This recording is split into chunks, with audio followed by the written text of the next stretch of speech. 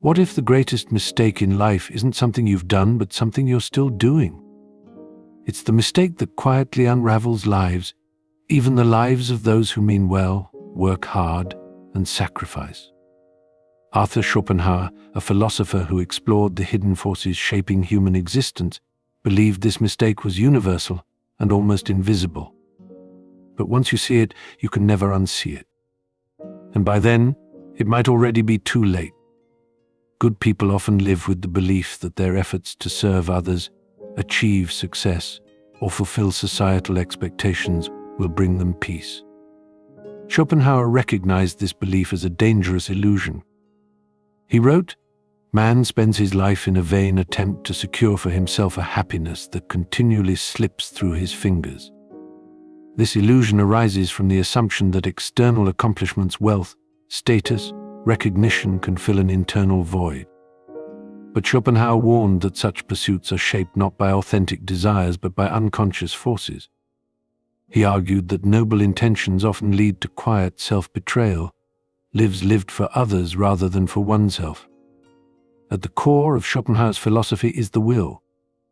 Unlike reason, which many philosophers celebrated, Schopenhauer believed that a blind, unconscious force drives human life, the will to live. It propels us to seek desires, but it is never satisfied. Man is free to do what he wills, but he cannot will what he wills, he wrote. This statement reveals the true nature of the mistake. We believe we are in control of our lives, yet the will dictates our choices. This force deceives us into pursuing fleeting pleasures and external validations. This is the essence of the tragic mistake, building a life dictated by external forces without questioning whether those forces align with one's true self. Schopenhauer famously compared life to a pendulum swinging between pain and boredom. We suffer longing, frustration, or envy when we lack what we desire. But when we achieve what we desire, satisfaction is brief, and we are bored. He wrote, "Life oscillates between pain as we pursue our goals and boredom as we achieve them." This pendulum is especially cruel for good people. Their desire to do right often leads them to take on burdens that are not theirs. They sacrifice their time, energy, and well-being in the service of others or abstract ideals, only to discover that they have neglected their fulfillment. Schopenhauer argued that much of what we consider purpose in life is an illusion. The will convinces us that success, recognition, or service will bring us happiness, but these goals are merely masks for deeper, unconscious forces. The will deceives us into believing that satisfaction lies in achievement, yet each success only gives birth to new striving, he wrote. This illusion is devastating for good people because it disguises itself as virtue. They pour themselves into their work, relationships, and responsibilities, believing they are building a meaningful life, only to find that these efforts leave them feeling hollow. One of Schopenhauer's most insightful critiques is the human obsession with external validation. He believed that much of our striving is driven not by genuine desire, but by the need to be seen, admired, or approved of by others. Man sacrifices his individuality for the fleeting applause of the crowd, Schopenhauer lamented. In their earnestness to meet expectations, good people often prioritize the image they present to the world over their inner truth. This is why the mistake is so easy to make. It feels like success. It feels like doing the right thing. But over time, the disconnection from one's true self becomes undeniable, leading to regret and a sense of lost time. Schopenhauer's critique of altruism adds another layer to this tragic mistake. While he admired acts of compassion, he warned that altruism can become a mask for the will's demands. He wrote, "True kindness arises not from duty, but from a recognition of shared suffering. Good people, often motivated by a desire to help others, may unknowingly use altruism to avoid confronting their needs. They become trapped in roles that demand constant giving, losing sight of their boundaries and desires." Schopenhauer argued that true morality begins not with self-sacrifice, but with self-awareness, acknowledging one's limits and authenticity.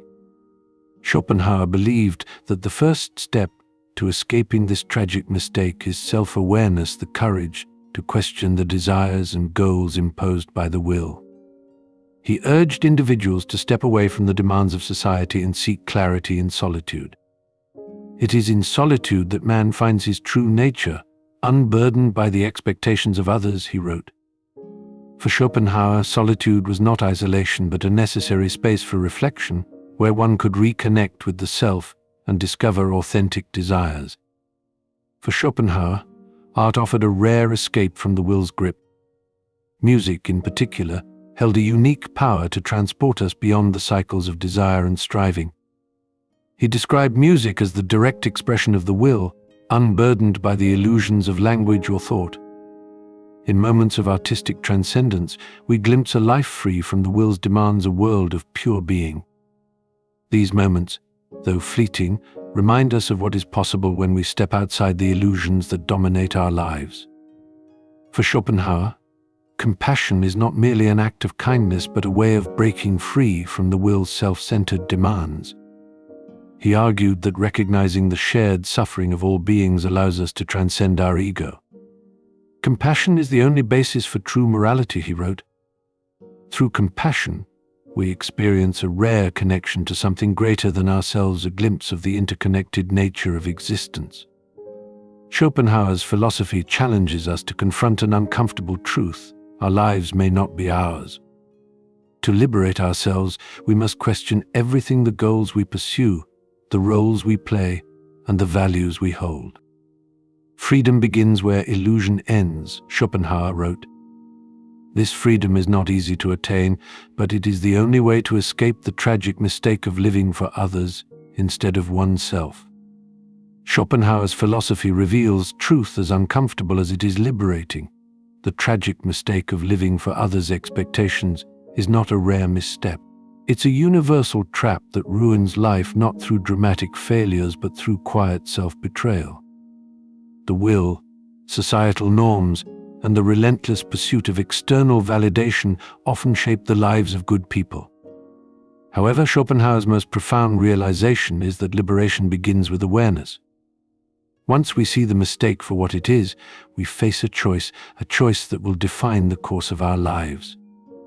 If the life you've built is silently unraveling because others' expectations shaped it, how long will you wait before reclaiming it?